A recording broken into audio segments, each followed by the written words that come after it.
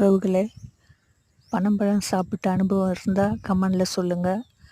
நாங்கள் சின்ன வயசில் பெரிய குடும்பம், உணவு பற்றாக்குறை இருந்தது.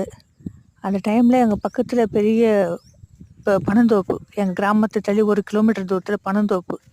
காலையில் போயிடுவோம், மரத்துலேயே பழுத்து கீழே விழுந்திருக்கும் பனம்பழம். அதை எடுத்து வந்து சுட்டு பாலுக்கு ஒன்றா நாங்கள் சாப்பிட்ருவோம். நாள் முழுக்க பசியே இருக்காது. ஆனால் 2 நாள் கழித்து ஜுரம் வரும். ஜுரம் வந்தாலும் அதுவாக தானாக போயிடும்.